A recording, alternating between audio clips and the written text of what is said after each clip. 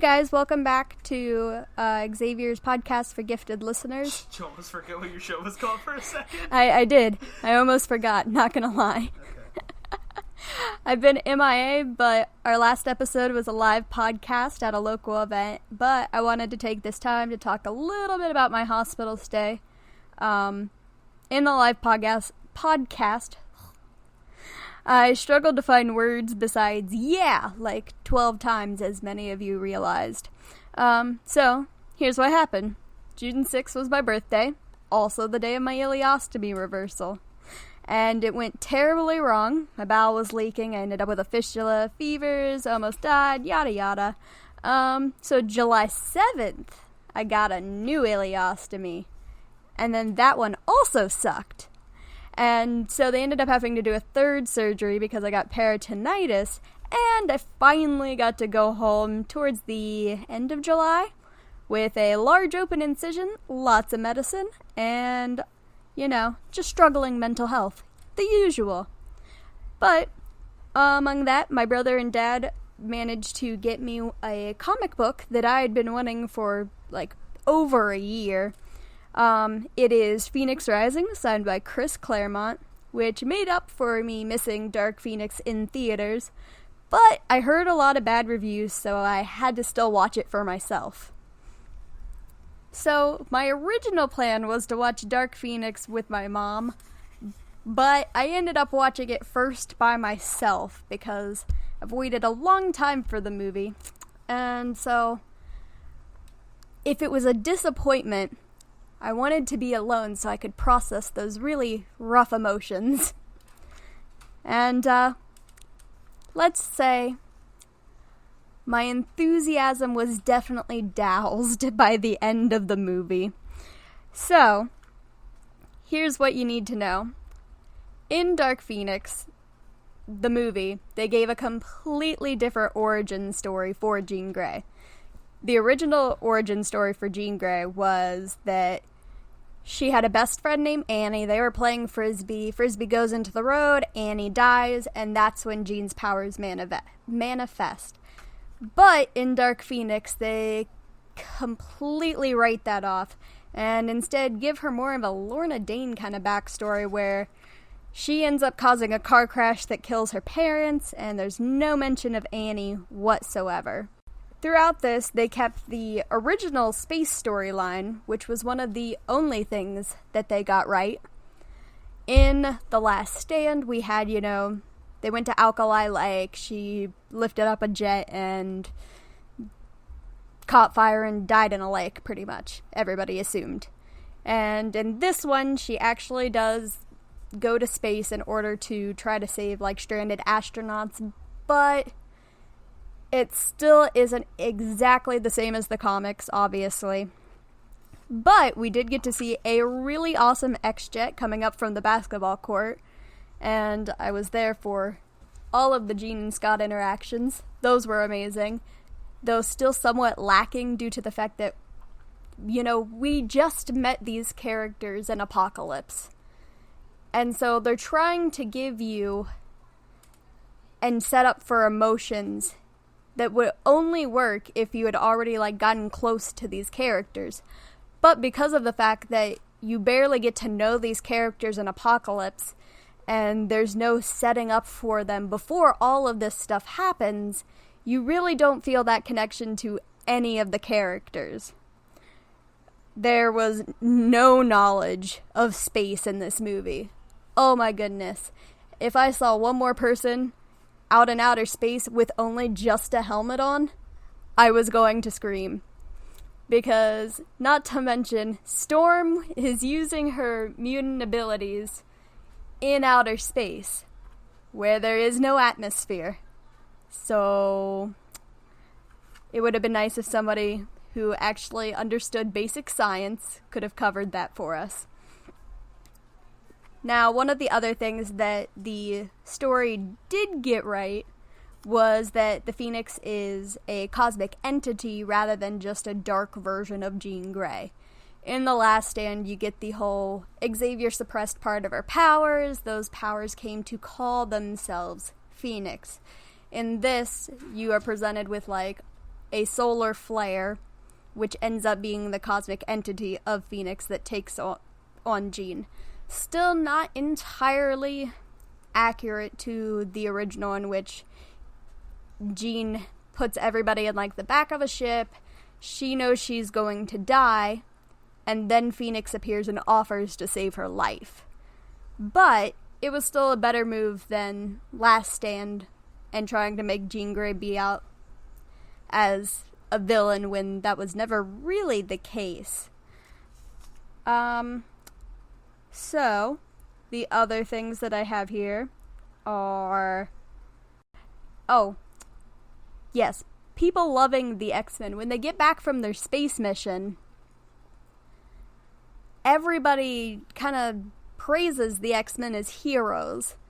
And in theory, you're like, heck yeah, finally, some X-Men appreciation. But that was never really an aspect of the comics. They weren't, I mean, they were superheroes, but they weren't. And it always makes me think back to Jean Grey and during X-Men Red when she says that mutants shouldn't have to be superheroes to get to live and be respected and have basic rights. And so once again, you see that this only seems to... They only seem to care about mutants when it's beneficial to them. Which is also stated when Mystique actually comes up and says to Xavier that they're risking their own people for others. And that that's not fair. So you do get to see, finally, the side of Xavier that not many people seem to get. With the original X-Men storyline, you see Xavier as pretty much the good guy, and you still get that even in the new X-Men movies. But with Last Stand and this, you do see how Xavier has made mistakes. And it opens up, the world of what is ethical and what is not ethical. And in the sense that Xavier's kind of running like a child army at this point. So, they get back from outer space, they're having the party, which is super exciting because you get to see Dazzler, even just for a little bit. It was really great. They kept her pretty much comic-like, big blonde hair, kind of 80s disco-style outfit, but it was nice to see the characters just interacting in a situation that was not combat-related. Considering I feel like that's all that X-Men has been here lately, is let's show these mutants fighting. Which has never, ever really been what X-Men's about, as I state on a regular basis. We also finally get introduced to Jessica Chastain's character. And I wish I could give you more information on that, but the movie never did. We do get another cute Jean and Scott scene and the I'll always come back to you, which will now forever, break my heart every time I hear that statement, because I just want my children to be happy, and they never are. Okay, and then another issue I took with the characterization of Storm was at the mutant party, they have her making ice for people's drinks. First of all, Storm would never, ever do that. Not to mention that it just feels kind of blatantly racist. And also, if they just had Iceman in the, movie, that whole situation would have been avoided entirely. But no, I digress. So, you still have Charles Xavier messing around with people's mind. At some point, you assume that there's going to be a weird Pheonix cult because of whatever Jessica Chastain's character seems to portray, but they never cover any more of that. And I wish I could, I wish I could give a backstory of oh, this was the introduction of the Shi'ar Empire, and explaining that, other galaxies acknowledge that the Pheonix exists, but you're not given that satisfaction whatsoever. And you never will either. This is the last X-Men movie. Oh, You'll never get any characterization. Not from here. All the unopened questions that they left in this movie will never get answered. I know. Ever. I know. It killed me. I sat and I was just like, okay, maybe they'll keep revealing it. Nah. And no, there was no answers. They left too many cliffhangers for a finale. I still am not even entirely sure what Jessica Chastain's character's name was. Something Smith, right? Yeah, like, it says on IMDb that it was Smith. But with the captions, it kept giving the name VUK with her words. But if you didn't read captions or if you didn't bother to look up on IMDb, they never introduce her. Ugh. Or give any backstory. What a twat. Sorry. Or give a purpose. No, like, it was so frustrating watching this movie because they literally got two things right. Cosmic entity and space. Everything else was a goddamn nightmare. Was the Macron crystal even in the movie? No. I didn't figure. No. I had... Like, they kept giving teasers, you know? Like, they're like, oh, alien presence. I'm like, yes, we're getting the Shi'ar Empire. Mm-hmm. Then they show Magneto off in, like, a little homeland. And I'm like, yes, Genosha. Yes. They never name-dropped Genosha. It was the most useless 5 minutes of my life. Because, so what happens is Jean goes to find her father because she finds out that Xavier lied to her. And her father's actually still alive, and her father just hates her because of the fact that she's the reason her mother's dead, which is such crap. Because in the original comics, Jean and her father actually have a pretty good relationship. Actually, she has a good relationship with all of her family, including her sister Sarah, who is also not in this movie. It's actually her father, John Gray, who worked with Xavier and asks Xavier to come over and help Jean when she starts having problems. But in this, she has a terrible relationship with her father, and he pretty much tells her that the day that she killed her mom was the worst day of his life, and he never wants to see her again. At this point, the rest of the X-Men show up, and they're like, hey, Jean, we should go back. And they have a slow-motion scene, obviously just to show off Quicksilver, who is completely irrelevant to this entire movie. He maybe cracks like 2 one-liners. Other than that, you honestly wouldn't have missed him if he wasn't in the entire movie. Can I say something about Quicksilver, by the way? Go for it. Quicksilver is my #1 absolute favorite mutant of all time. I love Quicksilver, but I hate Evan Peters' version of him. I cannot. It's not great. There's the one scene in Apocalypse that is amazing. It's such a good Quicksilver scene.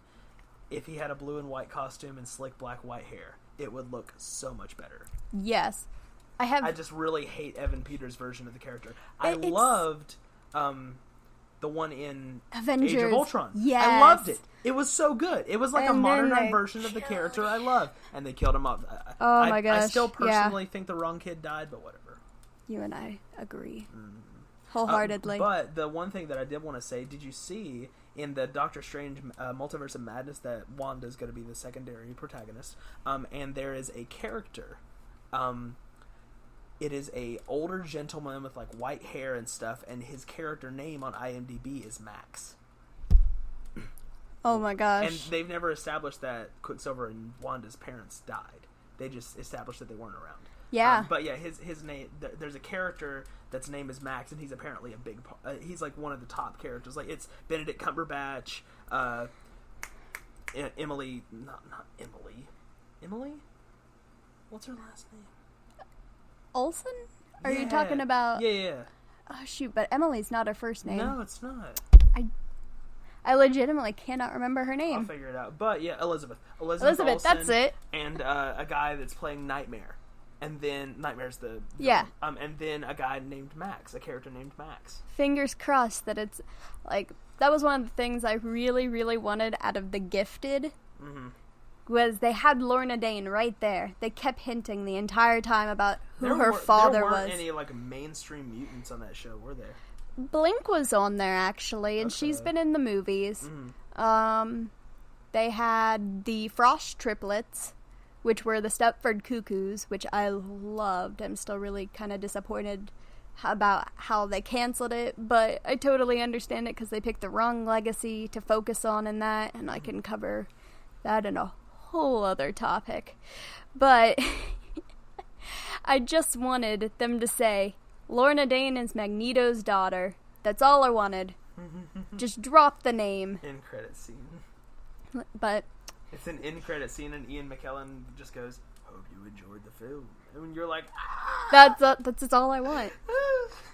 Anyway, Quicksilver I just being want happy mutants. To the movie. Oh my gosh, yeah. There are two characters that have absolutely no place in the X-Men movies. Well, they have no place now, considering it's over. But it was Quicksilver and Mystique. And I finally got my dying wish. Mystique got killed.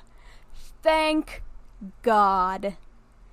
Thank you, Jesus Christ. Oh, did you get your print that you won? Yes, I did. I got that. And Jean got to kill Mystique.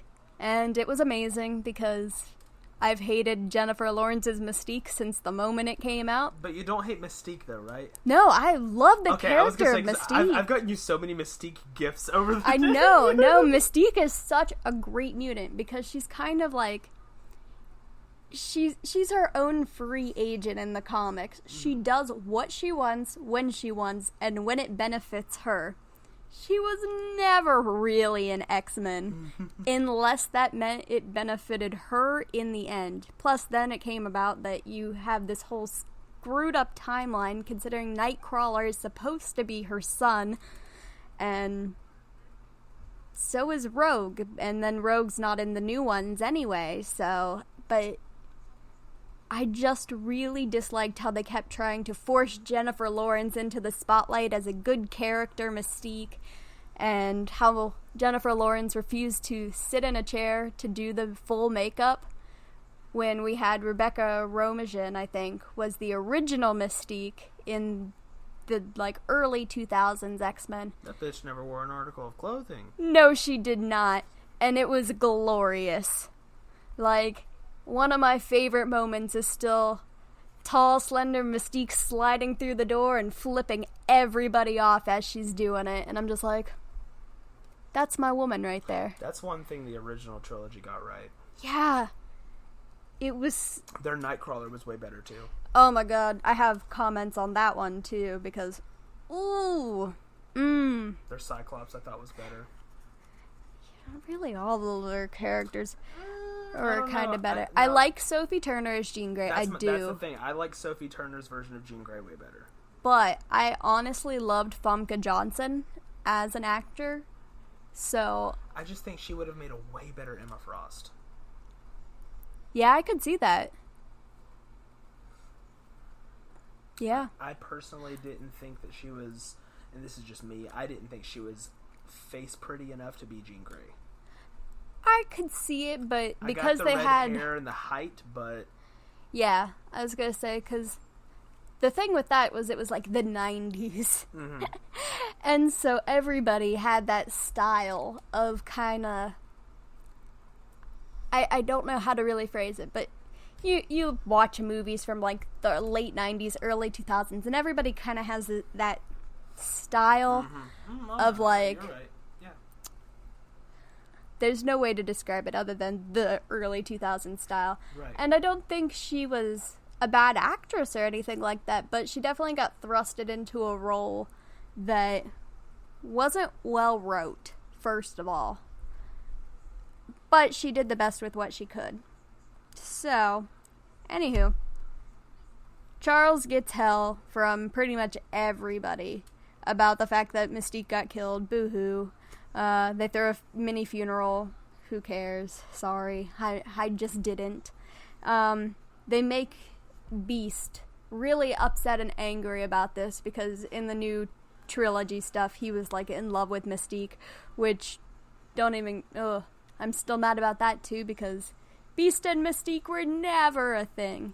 Ever. Well, partly because in the canon, Beast is a 55-year-old man and Mystique is 30 to 40.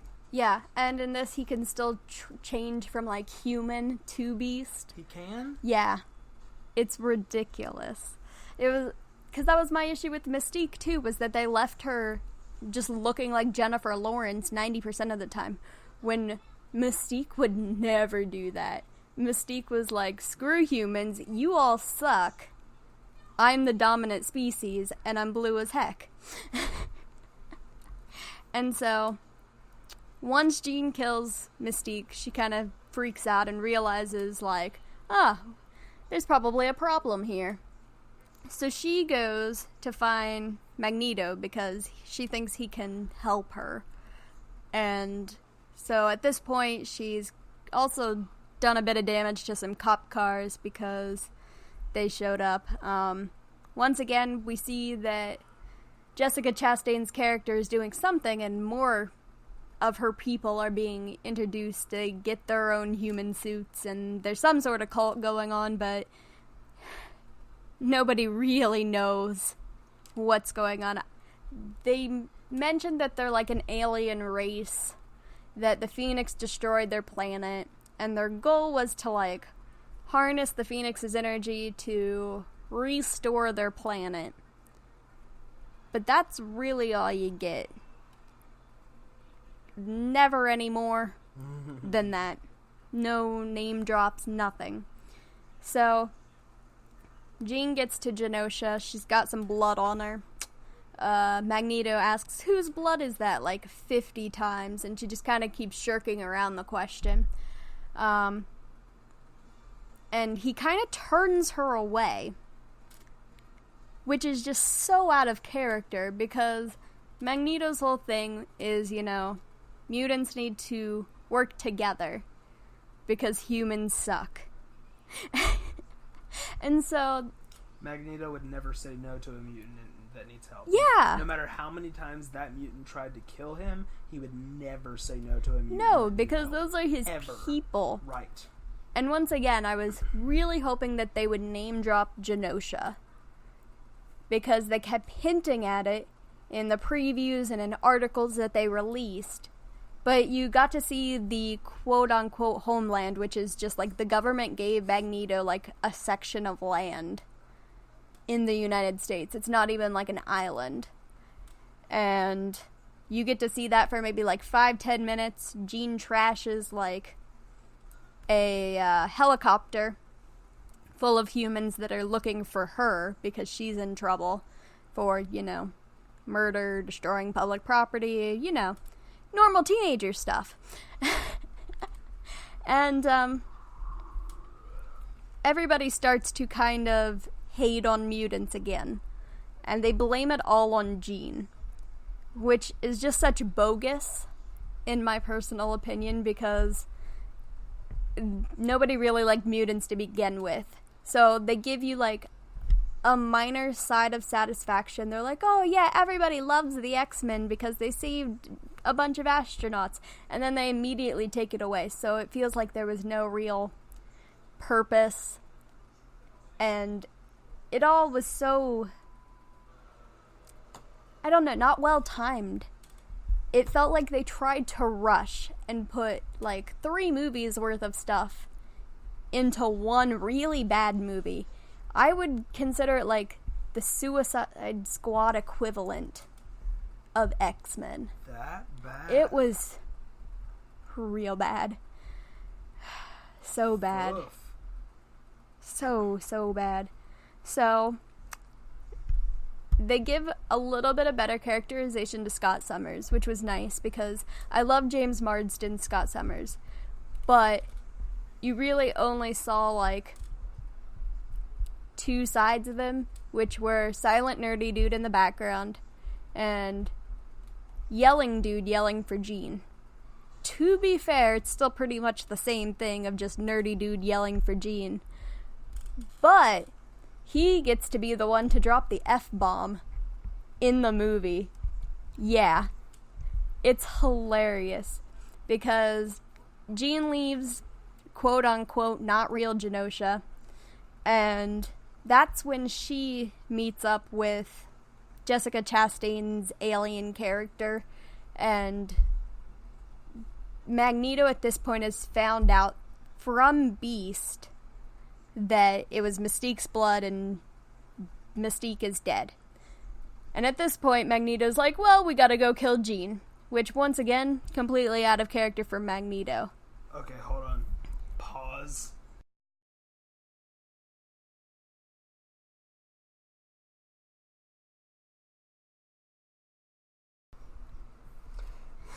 Okay, so we had to take a quick pause because Sean had to see Cyclops cussing out Magneto and dropping the F-bomb. Mm-hmm. Like, you only get one of those, and out of all of the characters to give it to, it just felt so, like, it was hilarious, don't get me wrong, and I loved it. But Scott Summers is like small nerdy boy. And I seeing him cuss is like seeing a child cuss. It just feels kind of wrong. Funny, but wrong. Something you stop your kid and you're like, okay, I know you learned this word probably from a grown-up, but please don't say it in kindergarten because you're gonna get us all in trouble. And so, that was really my issue with his characterization. Other characterizations that I had issue with was Hank, obviously, Beast, still sucks. There's nothing about him that fits, like, the original comics or his character whatsoever, except he's kind of nerdy, but everything else just felt like they just tried to make a new character and throw Beast's name on it so that they could claim that they were trying. We get the nice, you're always sorry, Charles, and there's always a speech from Magneto, which is still probably one of my favorite moments because of the fact that that is actually pretty in character. Well, those are lines taken directly out of the comics. Yeah. And that's in First Class issue 7 or something like that. Like, that's an exact line taken out of the comics. Yeah. And so I felt that was like the only time we really got to see Magneto as Magneto. Because I feel like a lot of times in like this new series, they've been kind of keeping him like borderline good, borderline bad. But they seem to keep forgetting about the fact that despite Charles and Xavier being friends, Magneto is pretty radical with his ideas. And really, really disagreed with like 90% of what Xavier was doing. And so we get the Jean versus Magneto kind of fight scene. She crushes up his helmet, almost kills him, but doesn't. And then we get a, what I would consider, hella ableist scene, where Xavier wheels in his wheelchair. Jean pretty much crushes his wheelchair and forces him to walk upstairs. Like, she uses her telekinesis to, like, forcibly move his legs in what looks very painful. And I'm not entirely sure what the point of that was. It just felt, once again, wrong. Because Jean being Xavier's, like, student, even in the Dark Phoenix saga, when she was, like, battling with her friends and stuff like that, she wasn't malicious, really. It was just a matter of people trying to stop her because they were concerned for her. And so once again, that you see this kind of, like, power shift, I guess, where they want to make Jean out to be a villain. Like, she can't control her powers, and that's what's making her evil. But in reality, once again, like, in the comics and cartoons and stuff like that, it really wasn't about her powers. What happens in the original Dark Phoenix saga is Pheonix starts picking up human emotions that it's never felt before because, you know, it's a cosmic entity out in space. And all of a sudden, it feels these emotions that it doesn't really know what to do with them. And it's the human emotions that corrupt Pheonix. It's why we end up with Pheonix in the comic sacrificing herself in the end, because she realizes that sacrificing herself is what has to be done to save her friends. And at that point, Pheonix actually has, like, you know, bonded with all of these people, because in the comics, Pheonix just takes on Jean's shape. It's not actually even Jean's body. Jean's body is at the bottom of a lake, which is later found by the Avengers. So, about this point, they have the big, I guess, well, kind of big fight scene where the alien race starts to fight with pretty much everybody. And you have the XMen fighting against other mutants from, I guess I can't really call it the Brotherhood because they don't even really name drop that, but the mutants that Magneto brings with him. At this point, a bunch of security obviously has been called. Magneto literally brings a subway up from the ground and uses it as a barrier, which is just ludicrous. And I feel like 90% of the fight scenes were just really bad because all they wanted to do was really, like, highlight the powers of each of those mutants to make it look good rather than actually give us, like, a stimulating fight. But we do get to realize that, like, Magneto is super skilled at this point as far as controlling his powers. One of my favorites is, like, there's a gun scene, and it always makes me think back to Ian McKellen's, like, Magneto, and where he's like, you homo sapiens and your guns. Because he literally takes, like, this whole arsenal of guns and just starts shooting the absolute crap out of all of these aliens. And at this point, everybody, mutant-wise, has realized, oh, look, these are a bunch of aliens, and they're clearly here to, like, destroy our planet using the Pheonix Force. And that's all you really get about that. Like, Jean gets to read Jessica Chastain's character's mind, finds out that they'll use the Pheonix Force for evil, and so she has to choose to kind of keep the Pheonix Force rather than give it to Jessica Chastain's character. Yeah. Sean's given an eye roll, and that was pretty much how I felt as well. What kind of aliens were these again? They don't give a name. They're literally, it's like a scene. Hold on. Come here, baby. Sorry, dog. But no, there's literally like a 5-minute scene where it's a bunch of just human people eating dinner at a table. Jessica Chastain's character gets up to go let her dog in or something like that. And then her character gets knocked out and an alien steals her body.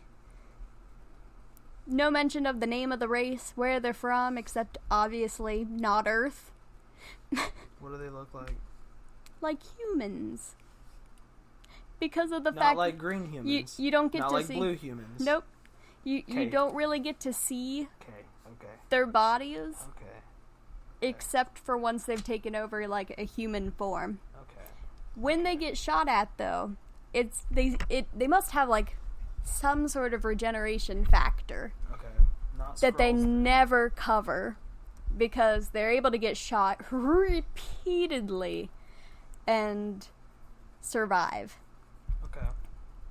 For at least a short period of time. Alright. Because they take out most of them in like this, I don't even know, it's like a train, I guess. They've kidnapped like the X-Men, everybody's got their mutant colors on, so nobody can use their powers. Jean's been like sedated and she's being held on like a full-scale table. Everybody else just has like the neck bracelet on, whereas she's on like what looks like a slab, which again seems kind of like more of an excessive show rather than actually useful, because if they just threw the color on her in the first place, then it wouldn't have been an issue.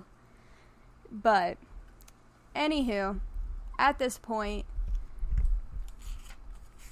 Xavier's still trying to fix Jean's mind, because as he explains, like, really early in the movie, he fractured her mind pretty much by trying to protect her from learning the truth about her father and what happened during the accident when she actually discovered her abilities and whatnot.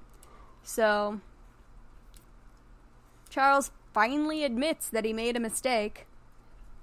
Took him, way too freaking long. We get more of the Raven to Mystique issue because Charles starts talking about why he did what he did, and basically they all try to, like,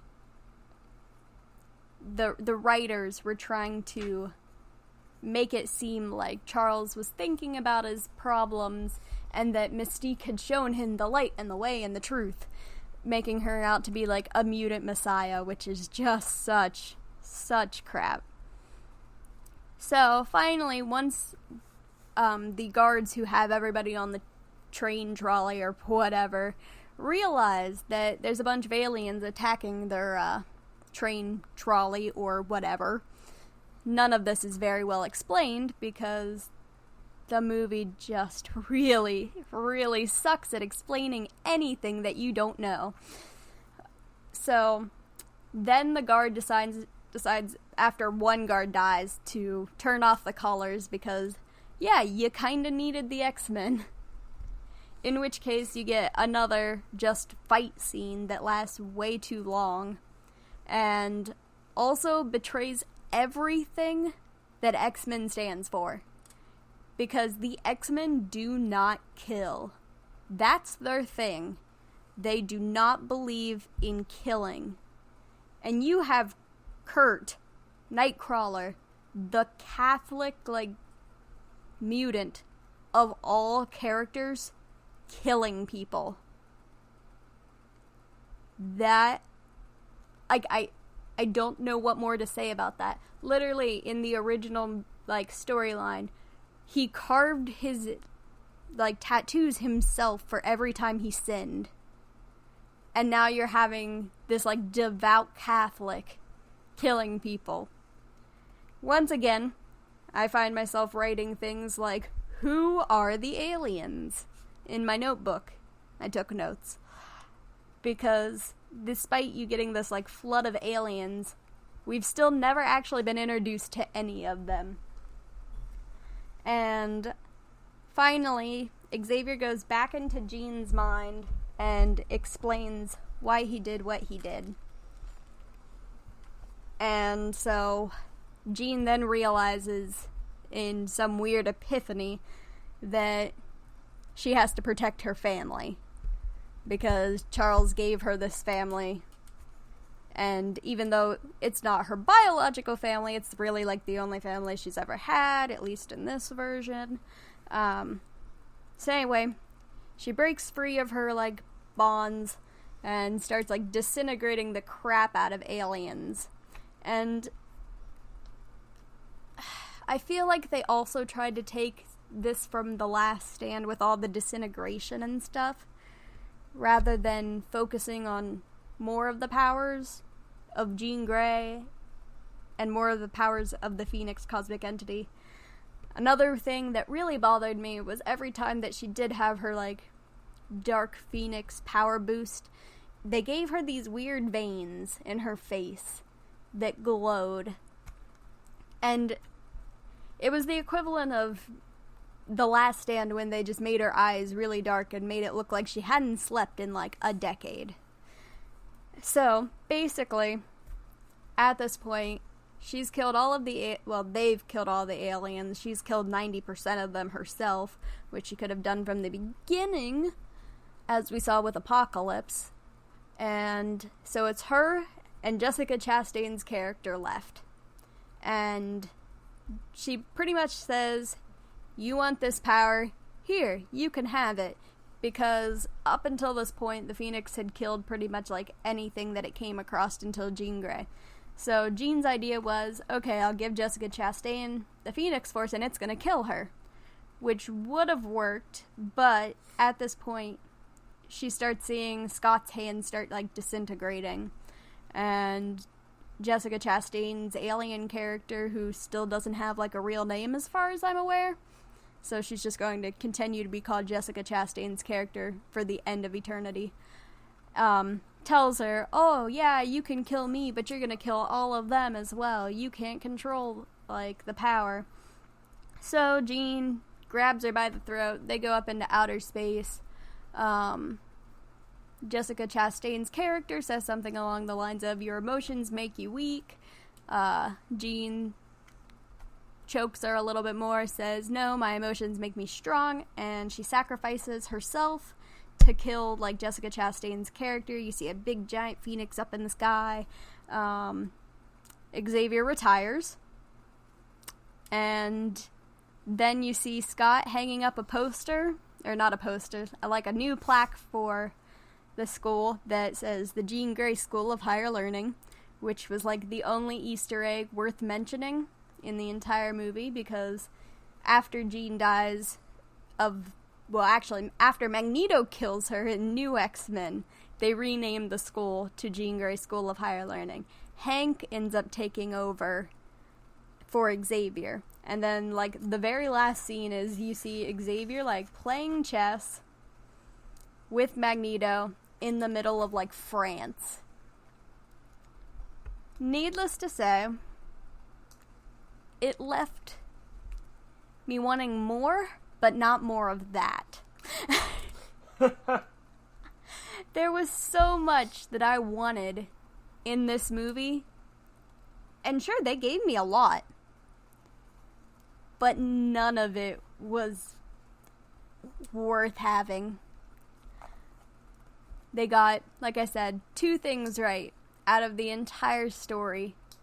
Everything else felt forced and rushed, and to be honest, just kind of cringy at times.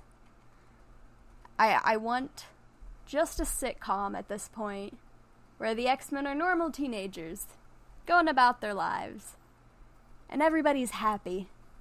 Sounds like a Super Stuff original YouTube series to me. That's all I want. That's all I want, is for them to stop hurting Scott Summers like this. Because they give you, like, 2 or 3 really cute scenes with Jean and Scott. But in the original, like, comics, they've known each other most of their lives. So him losing her has such a more fundamental impact in the comics. And you don't know these characters, so you don't care about these characters. It's not a movie for fans, but it's also not a movie for just casual moviegoers. It's just kind of bad. Which is what all the reviews said, so you'll be happy to know that 90% of those reviews out there are all correct. So thank you guys for listening, and if you want to watch a really good movie, I recommend X1 and X2, and that's all. Bye, guys.